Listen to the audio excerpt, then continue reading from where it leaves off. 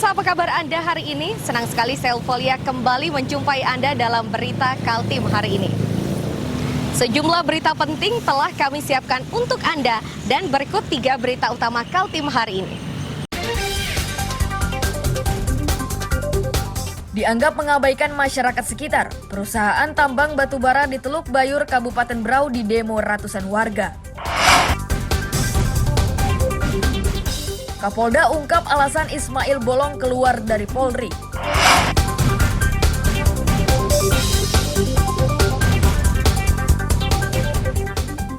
Jalan pintas untuk mengantisipasi kemacetan dari dan ke ibu kota negara akan segera dibuat.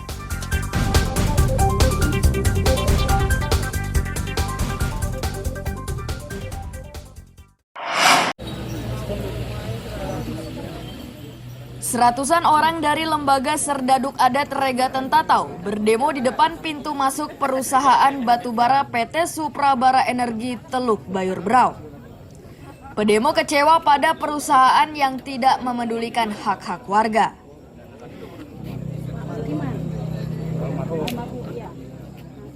Ada 3 tuntutan yang disuarakan warga, diantaranya pembebasan lahan, upah tenaga kerja, hingga penyaluran dana CSR atau tanggung jawab sosial perusahaan terhadap masyarakat sekitar. Pedemo menuntut perusahaan menuntaskan 3 tuntutan tersebut agar masyarakat tenang.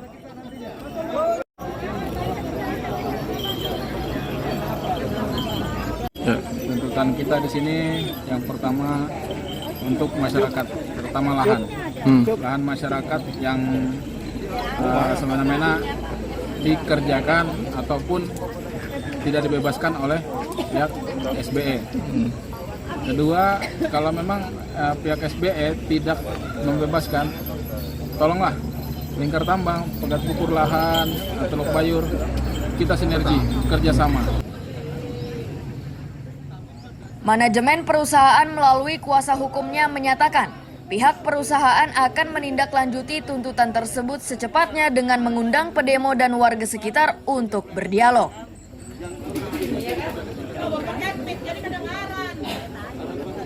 Pihak Polres tadi ingin mengundang juga dari pihak Disnaker Kabupaten Berau supaya bisa Mengkelirkan.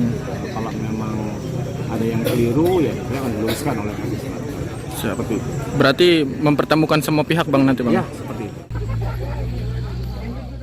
Usai menyuarakan tuntutannya, pedemo membubarkan diri dengan tertib. Meski begitu, mereka mengancam akan berunjuk rasa lagi dengan massa yang lebih banyak jika tuntutannya tidak segera ditanggapi.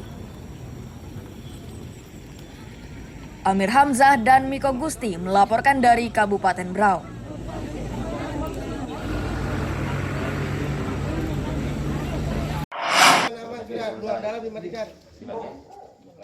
Rumah di Jalan Damanhuri Prum Borneo SKM Blok G7 Sungai Pinang Samarinda Senin dini hari mendadak geger menyusul kematian pria penghuni rumah. Kematian korban ini diduga sudah lebih 1 hari karena jenazahnya mengeluarkan bau tidak sedap.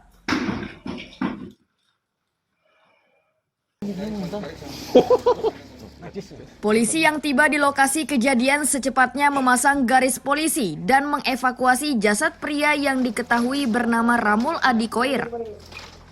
Melihat kondisi jasad, polisi meyakini pria itu tewas akibat tersengat aliran listrik.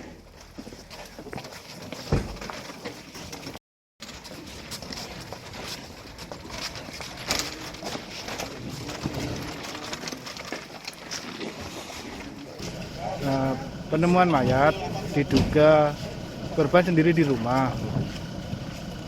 Kelihatannya beliaunya mau membaiki instalasi listrik, kepegang kabel yang terbuka.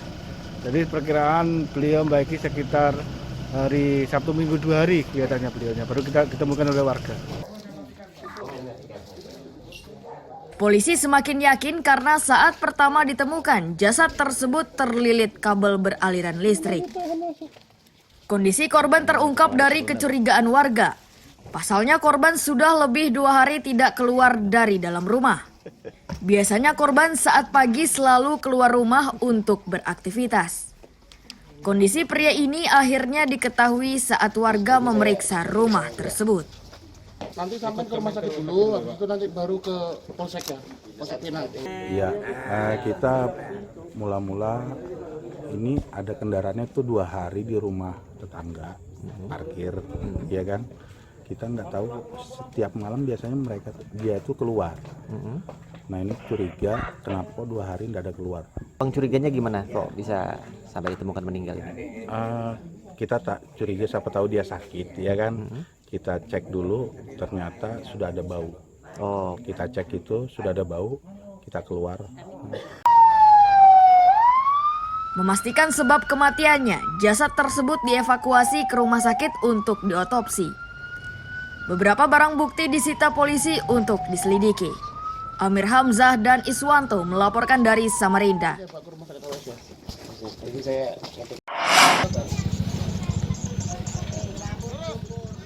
Tim Inafis Polresta Samarinda Senin siang diterjunkan ke rumah bangsal di Jalan Tani Subur, Gang Aril, Samarinda Seberang. Di salah satu rumah bangsal tersebut ditemukan jasad pria yang berprofesi sebagai pengojek daring.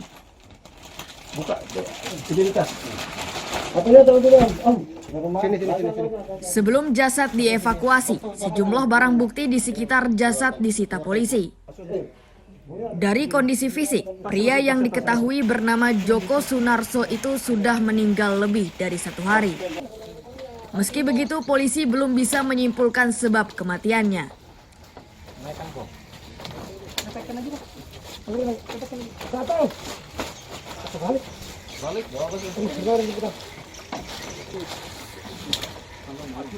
Sampai kondisi korban ya tergeletak seperti itu tadi. Jadi dalam badan baring di ruang tamu. ruang tamu ya. Dugaan sementaranya Pak, penyebabnya? Dugaan sementara kita belum bisa mengatakan kenapa soalnya nanti tim Inafis yang memberikan keterangan. Kalau dilihat dari kondisinya sudah berapa hari Pak keterangannya? Tidak terlihat. Di 2 hari. 2 hari Pak ya? Sudah mulai bengkak. Sudah mulai membengkak ya? Kondisi mengenaskan pengojek daring ini diketahui saat pemilik rumah curiga pada bau menyengat yang muncul dari bangsal yang dihuni korban. Saat diperiksa, asal bau itu ternyata dari jasad pria tersebut. Berani masuk kan tadi itu, jadi saya masuk ke kamar, buka hordennya, tahu-taunya orangnya sudah meninggal. Nah itu Jam berapa Pak? sekitar jam 9 lah. Jam 9 ya? Penemuannya itu. Pak, kalau sehari-harinya korban ini kerjanya apa Pak? Oh, gojek Di online ya? Iya. Memang sebelumnya sudah sakit gitu atau gimana? Nggak ada kedengaran sakit. Tidak ada kedengaran sakit. Ya. Sudah berapa lama beliau di sini Pak? Kurang lebih. Keluarga tadi itu yang punya bangsalan itu sekitar 1 tahun 11 bulan. Oh, 1 tahun lebih di sini. Hampir 2 tahun ya? Tinggal sama siapa Pak? Sendirian. Usai diidentifikasi, jasad tersebut dievakuasi ke Rumah Sakit Umum Abdul Wahab Syahrani, Samarinda untuk divisum. Dugaan sementara korban tewas akibat tersengat aliran listrik. Amir Hamzah dan Iswanto melaporkan dari Samarinda. Terus tarik ke pemadam aja.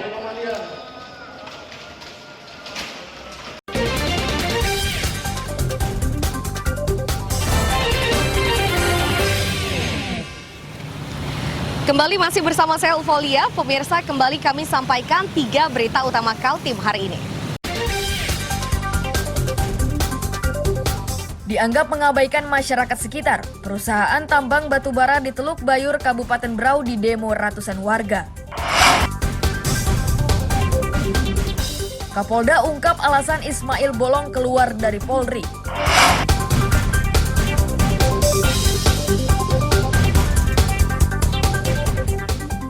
Jalan pintas untuk mengantisipasi kemacetan dari dan ke ibu kota negara akan segera dibuat.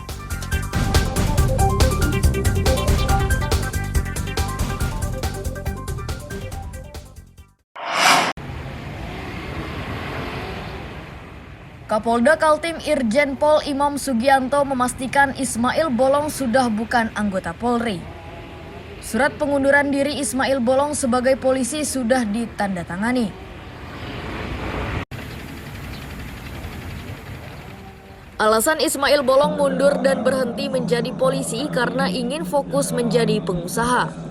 Terkait testimoni Ismail Bolong tentang setoran hasil tambang ilegal ke sejumlah pejabat di kepolisian masih didalami Mabes Polri.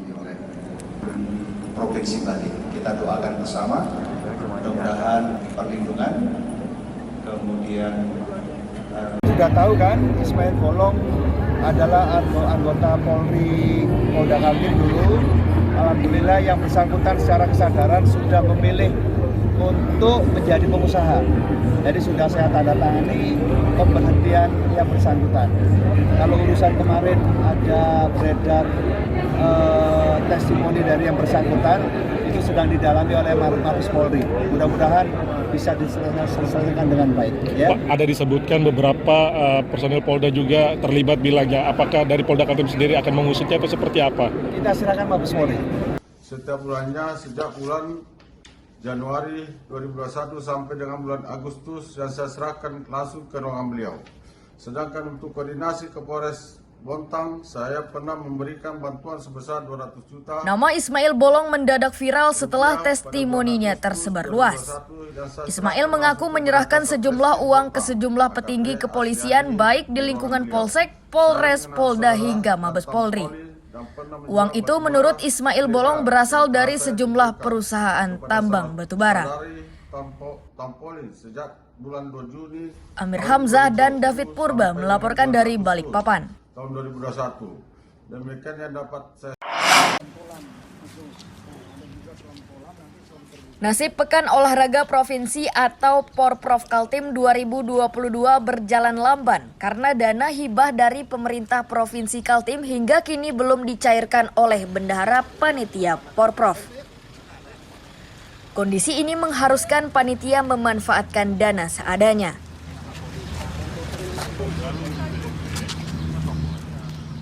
Ketua Komisi DPRD Berau Saga yang memimpin rapat pertemuan di ruang rapat gabungan akan memberi rekomendasi kepada Bupati selaku Ketua Pengurus Besar Porprov. Rekomendasi itu diberikan untuk meminta ketegasan terkait pencairan hibah yang sudah masuk ke rekening PB Porprov agar persiapan Porprov semakin lancar. Kita belum hanya membeli saja Pak, tetapi kita harus perhitungkan ketika dia mengirim, bukan istilahnya kita beli langsung. Nah itulah gambaran-gambaran di kami. Ditambah panitia nanti yang mengurus. Kesimpulan kita yang memberikan rekomendasi kepada Bupati selaku Ketua PB untuk memberikan satu ketegasan terkait dengan pencairan dana hibah. Walaupun itu ada regulasi yang harus dipenuhi, nah tentu dengan waktu yang tinggal berapa hari ini secepatnya bisa dilakukan koordinasi. Terkhusus kepada bendahara yang sudah disampaikan oleh Ketua KONI maupun Wakil Ketua PB tadi itu bahwa sampai hari ini dana hibah kita yang 50 miliar itu belum 1 sen pun belum cair. Sementara Ketua 2 Pengurus Besar Porprov Kaltim Laude Ilyas memastikan persiapan pelaksanaan Porprov Kaltim 2022 tetap berjalan meski dana hibah belum dicairkan bendahara. Ia menduga kondisi ini terjadi akibat bendahara tidak paham menyikapi petunjuk Bupati selaku Ketua PB Porprov. Yang kolam renangnya itu sangat sederhana, dengan aja lintasnya itu bisa dana hibah dengan situasi yang sangat singkat. Anggarannya ada sudah dipegang. Ini kita tinggal lari saja. Hari ini kan kita mau lari tapi dipaksa jalan kaki atau mungkin merangkak. Itu aja sebenarnya intinya. Kalau untuk persiapan PB Porprov, panitia ini siapnya sudah 3 tahun yang lalu. Sudah 3 tahun yang lalu. Artinya dikasih waktu setengah tahun aja sudah siap, apalagi 3 tahun. Mulai dari persiapan kepanitiaan sampai dengan masalah venue. Untuk kesiapan fisik, panitia Porprov sudah menyiapkan sejumlah fasilitas mulai gedung olahraga hingga penginapan utusan masing-masing daerah. Sedangkan pembangunan fisik sudah hampir rampung seluruhnya. Amir Hamzah dan Miko Gusti melaporkan dari Kabupaten Berau.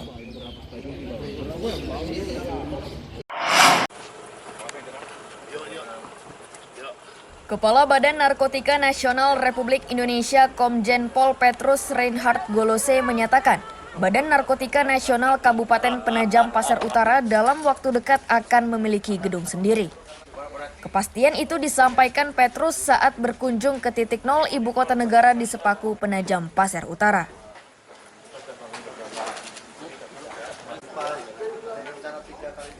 Gedung BNNK ini akan didirikan di lahan seluas 3.000 meter persegi. Gedung tersebut akan dilengkapi dengan balai pelatihan yang didirikan di areal seluas 2 hektare. Lahan tersebut didapat BNN dari hibah pemerintah Kabupaten Penajam Pasar Utara.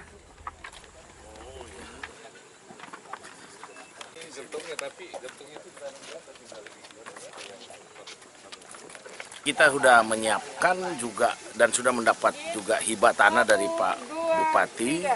Kemudian tentunya nantinya kalau nanti sudah proses berkaitan dengan IKN ini, maka kita juga akan membangun untuk BNNK. Kalau BNNP tetap di Samarinda, dan semangat ini kita tunjukkan dengan kita juga sudah membangun laboratorium narkotika di Samarinda. Jadi laboratorium narkotika itu namanya Laboratorium Narkotika BNN di Samarinda. Itu untuk mendukung juga kegiatan-kegiatan dalam rangka kepada IKN ini. Wilayah kerja BNNK PPU ini meliputi kawasan Penajam Pasar Utara dan IKN. Sedangkan BNN Provinsi Kalimantan Timur tetap berpusat di Samarinda. Amir Hamzah dan tim liputan melaporkan dari Penajam Pasar Utara.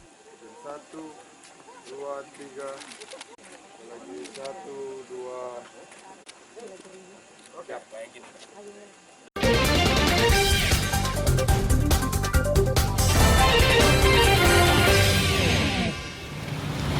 Kembali masih bersama saya Ulfolia, pemirsa, kembali kami sampaikan 3 berita utama Kaltim hari ini. Dianggap mengabaikan masyarakat sekitar, perusahaan tambang batubara di Teluk Bayur, Kabupaten Berau di demo ratusan warga. Kapolda ungkap alasan Ismail Bolong keluar dari Polri.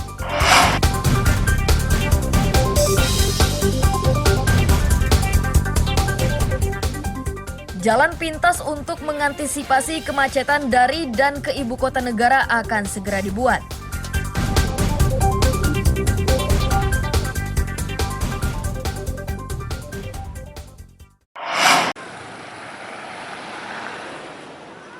Jalan pintas atau bypass menuju titik nol ibu kota negara dalam waktu dekat akan mulai dibangun. Lelang proyek sudah dilaksanakan dan pemerintah menunggu pelaksanaan pengerjaannya.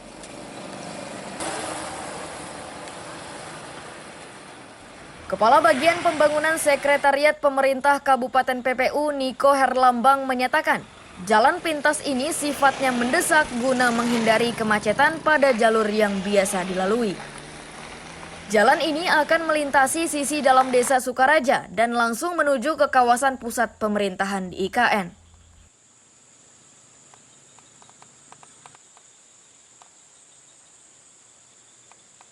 Tapi hari ini infonya lagi ada FGD fokus grup di sini. Kalau kita hanya bicara proses tapi belum diserahkan, harapannya minggu ini bisa dituntaskan. Itu terkait dengan jalan shortcut Pasar Sepaku. Jadi kita ada satu lagi pembangunan jalan di luar jalan Sepaku yang sekarang, jalan yang melalui Pasar Sepaku. Ada jalan yang memotong untuk menghindari keramaian di pasar tersebut. Jadi jalan baru ini memotong, memudahkan pemerintah dan juga teman-teman masyarakat yang beraktivitas untuk kemudian langsung menuju ke wilayah Sukaraja. Itu tambahan yang terbarunya. Nah, harapan kita dengan terselesaikannya penlok yang merupakan tanggung jawab pemerintah daerah ini memudahkan teman-teman di PUPR pusat maupun provinsi untuk kemudian memudahkan mereka dalam melaksanakan kegiatan fisik di lapangan. Pembangunan di pusat pemerintahan saat ini sudah berlangsung. Pembangunan awal yakni menyiapkan rumah susun untuk ribuan pekerja yang akan membangun ibu kota negara.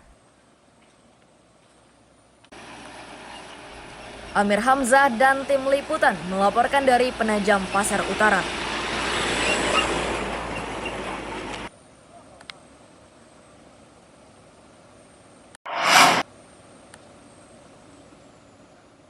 Geliat pembangunan ibu kota negara di Kecamatan Sepaku, Kabupaten Penajam Pasar Utara makin meningkat. Sesuai jadwal, awal tahun 2023 pembangunan fisik mulai dikerjakan. Saat ini aktivitas yang dikerjakan berupa pengerjaan sarana jalan serta rumah susun untuk pekerja. Di tahap awal pembangunan IKN, Polda Kaltim sudah menempatkan 1.300 personelnya. Jumlah ini dipastikan akan bertambah seiring peningkatan aktivitas pembangunan. Untuk menambah kekuatan pengamanan, Polda Kaltim akan meminta bantuan Mabes Polri. Polda harus melakukan itu karena 2 kompi Brimob Polda Kaltim saat ini turut membantu pengamanan di Papua dan Poso, Sulawesi Tengah. Imam Sugianto menegaskan tambahan personel dari Mabes Polri sangat diperlukan saat memasuki tahun 2023. Kaltim membutuhkan tambahan pasukan karena tahun tersebut merupakan tahun politik. Implementasinya ke depan ini kita akan mempunyai gawe cukup besar, yaitu mengawal ibu kota negara.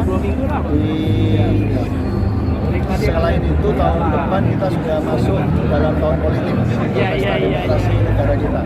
Mudah-mudahan kita bisa mengawal dengan baik, tidak ada gangguan yang berarti.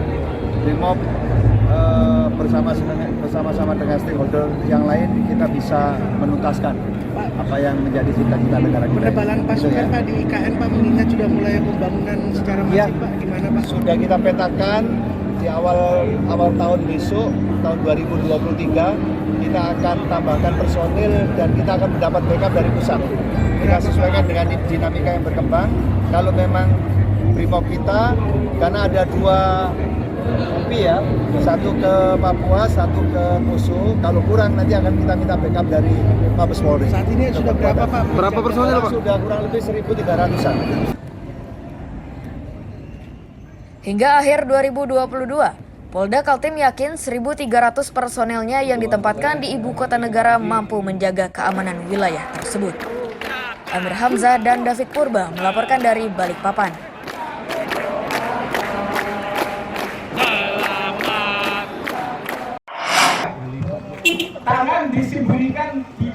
Relawan kemanusiaan bersama ibu rumah tangga di Kelurahan Bugis, Samarinda diberi pengetahuan teknik aman memadamkan api.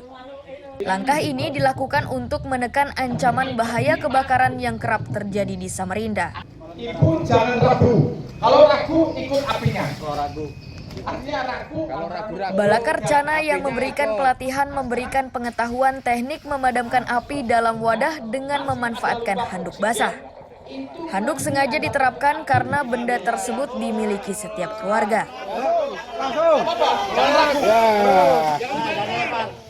Pelan-pelan, tunggu dulu, diraba.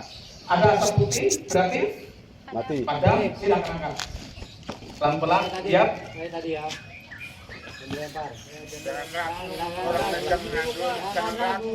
Ini ada pelatihan pencegahan pemadaman kebakaran kepada relawan Beken Cikadati RT13 yang dilaksanakan narasumbernya dari Samarinda ini. Balakar Kota Samarinda.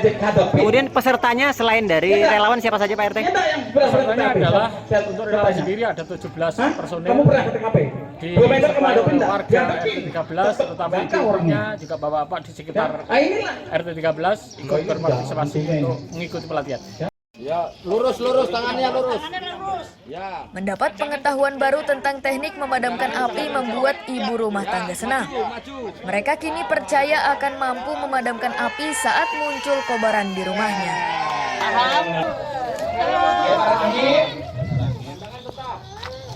Jangan hidup.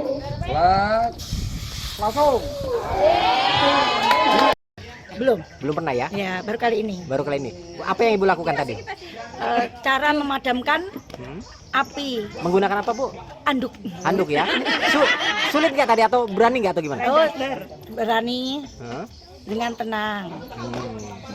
Kira-kira kalau terjadi di rumah Ibu bisa meraktekkan secara seperti itu? Insya Allah bisa. Insya Allah bisa ya? Nggak panik Bu ya? Nggak.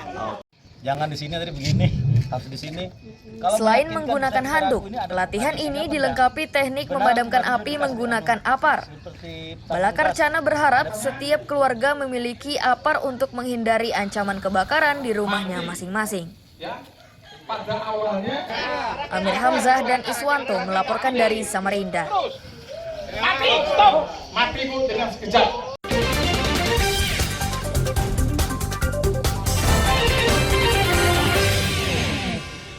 Pemirsa, berita tadi sekaligus menutup perjumpaan kita kali ini. Akhirnya, saya Eufolia beserta tim redaksi yang bertugas mengucapkan terima kasih atas perhatian Anda. Selamat pagi, selamat beraktivitas. Sampai jumpa.